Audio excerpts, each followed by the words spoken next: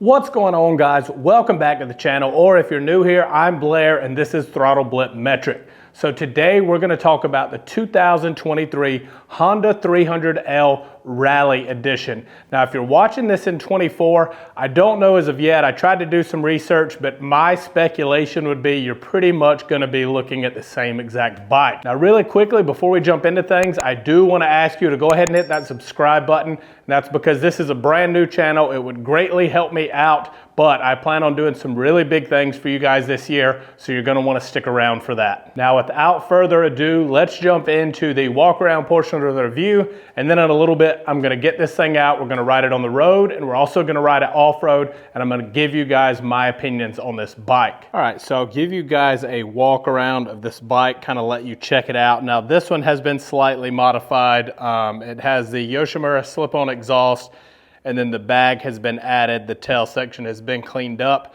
Otherwise, a phone mount, and I think that's the only thing. Oh, nope, one more thing.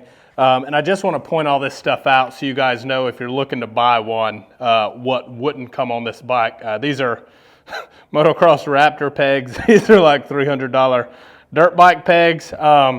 Very unnecessary, but if you got them, why not, you know. So other than that, that's how you would buy this bike. I'll give you a walk around and I'll kind of give you some specs while we do that, and then I'll kind of show you the bike as if you were at the dealership looking at it. So MSRP on this bike is going to be $6,149, or if you want the ABS model, that one is going to be $6,449. This is the only color that this bike is available in. Your wheelbase is 57.2 inches, seat height of 35.2 inches, ground clearance of 10.9 inches, a curb weight of 331 pounds, a 3.4 gallon fuel capacity, which does include about half a gallon of reserve. Now, one thing I like about the Rally, you do get the 6-speed transmission. We'll talk about that in just a little bit. It's coming with a 520 chain, and your final drive is a 14 tooth on the front, 40 tooth on the rear. Your front suspension will be a 43 millimeter inverted fork with 10.2 inches of travel.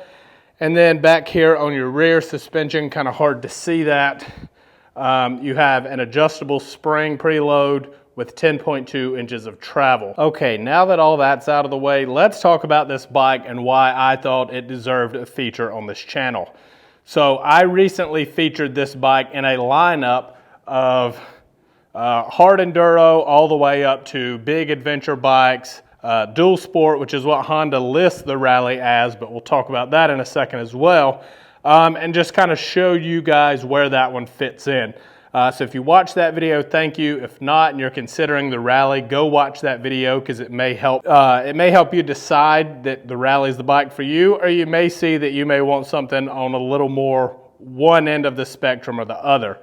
But when I was doing that video, I realized what a great value I think this bike is. So the non-ABS version coming in at $6,200, and obviously that's before your freight and all that other good stuff, but all those things are different no matter where you buy it. So we'll talk about your MSRP number. So for $6,200, this is an amazing machine. And I say that because this belongs to my buddy Daniel, who's an A-class motocross racer, and that has a lot to do with it. But we typically go on rides where I usually take this thing. And this bike has an ECU upgrade, full exhaust, all kind of power adders, makes tons and tons of power, and is an absolute machine. And Daniel is still out front of me on this one. And again, a lot of that's going to come down to rider, but that means in the right hands, this is a very, very capable machine. Now, when we do those rides, I typically will throw my bike in the truck and haul it to wherever we're going to do the off-road portion of the riding and ride there. This bike is street legal, and I know we're showing this bike a lot, but that's just to kind of show you what a good deal the Rally is. I've built this thing as much more of an off-road bike than an on-road bike. It's just not fun. I mean, I have other stuff that I could ride on-road, so I purposely built this as off-road. Daniel rides his, and that's one of the things I want to talk about, is this thing is significantly more comfortable pretty much in every single way. So you'll notice at first the seat. So one thing I like about it is slim up in the front, and that's so when you're doing your off-road stuff, you've got room to move around on the bike, squeeze the bike with your knees, but then it comes with this big wide section. So if you're doing longer stretches on the road, you can slide back a little bit and just have a little more support underneath you. You also come around here to the front, and you're gonna see these big rally panels that are on this bike, and it's hard to make them translate on camera how big they really are.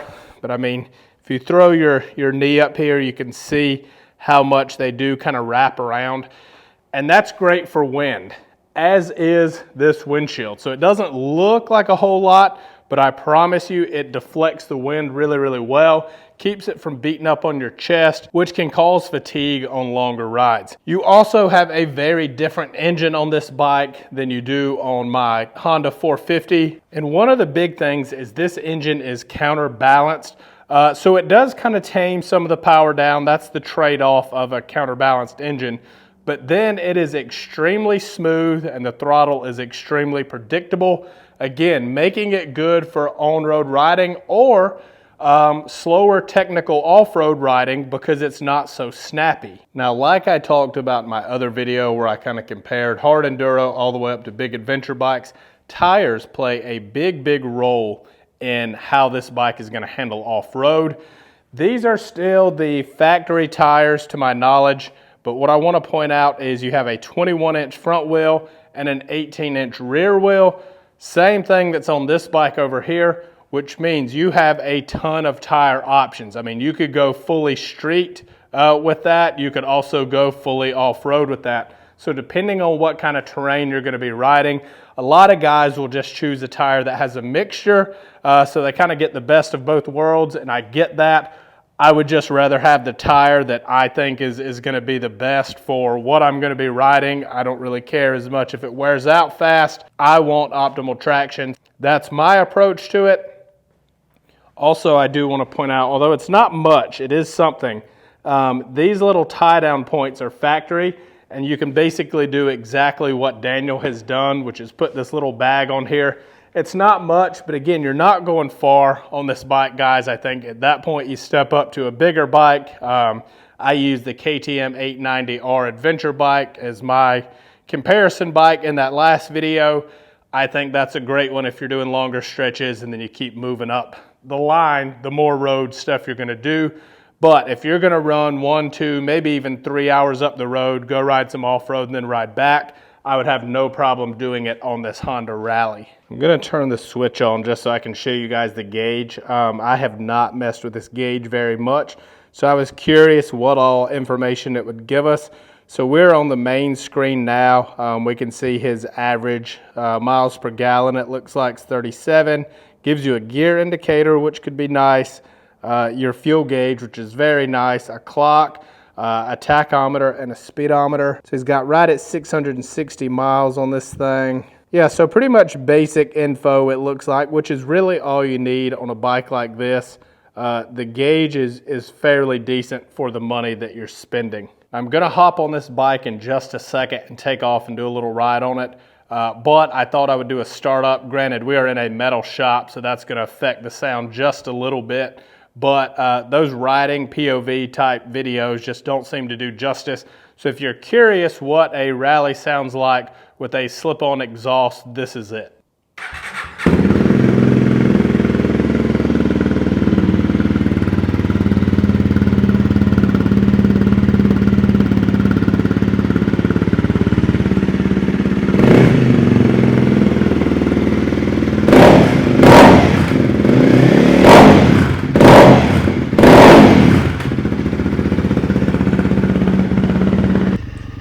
Alright, so we'll start with the off-road portion. So this is some double track that I have right behind my house, and I was doing this section just because I thought it was appropriate, but to the right you've just seen a single track loop that I have, way more hard, built more for the enduro bike like my KTM.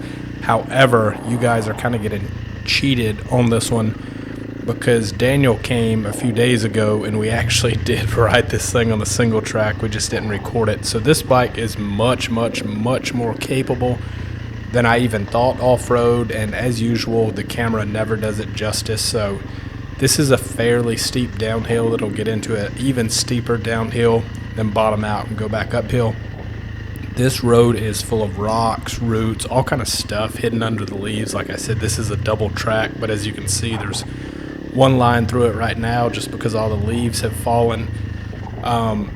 I'm erring on the side of caution in this video because this is the first time I've ridden this bike off-road, and like I said, there's all kind of surprises hidden under the leaves. But when we did have this thing out a couple days ago, playing around with it, Daniel was cooking, and that's what Daniel does. I hate to admit it because he's a good friend of mine, and we hate to admit that our friends are better riders than us, but Daniel was absolutely flying on this trail. I wish we would have captured it, but again, to prove my point, in the right hands, this bike is extremely capable. Now, I would consider myself like a middle-of-the-road rider, but it gave me absolutely no trouble at the speeds that you see me running. And again, it's hard to translate on camera, but you know, I'm getting kind of kicked and pushed all kind of different ways, but the bike is a dream off-road for the money. Again, to put into perspective, it's $6,200. So now we'll jump to the on-road portion. I'll do a quick little pull here. As you can see, we're getting the shift light, which I didn't even know this bike had until I did this. So for comparison, I'm 220 pounds. So when you're looking at the speeds here, we'll get it up to a little bit more of a speed in just a second. You might get a couple more miles per hour, but this is plenty for on-road riding. This thing's not built to be a speed demon, but it runs comfortable highway speeds. I would have no problem jumping on the interstate with this thing. Whereas like my Honda, the 450 RL, it will run the same speeds, but it is just a lot more twitchy. And again, it's going to come down to the kind of tires that you have on the bike, the air pressure that you're running, etc., which is the same with the off-road. You know, if we would have had a little bit better off-road tire, it would have been a little more fun off-road, but those are the compromises you make to have a tire that can do it all. So here you kind of see it bouncing back and forth between 77, 76. I think that's the top speed that I got this thing up to. And I'm going to tell you, the windshield, like I talked about in the walk-around review, was very, very nice. This was a chilly day. This was recorded about a week ago, but I remember specifically being like, oh, this sucks. This is a terrible day to do this because it's cold. You see an attempted power wheelie there. Whether it be my weight or my skills, wasn't happening. Bounced the front wheel off the ground a little, but wasn't going to bring it up to 12 o'clock. This thing also handles the curves really well. It feels comfortable, it feels planted, it's got a decent amount of weight to it. Too light of a bike just doesn't feel solid underneath you. I don't know how to describe it, but for me, that's how it feels anyway. And these are some pretty beat up back roads, so all these trees beside it, the roots are growing underneath, so it kind of develops like bumps. Especially in this curve, you'll kind of see it. Yeah, see that? So it's kind of hard to push for any kind of speed on this road, but the bike does great. You know, there are better bikes for off-road riding. There are better bikes for on-road riding, but one package all rolled in together. Again, for $6,200, you know, I'm critical of most manufacturers and their pricing because I feel like they are overpriced. I feel like Honda, I hope they never hear this, but I feel like they may be underpriced on the Rally. It's just such a good deal. You know, my 450 that we kept showing in the video, 10 grand. I put a ton of money into it, but I'll leave you guys with that.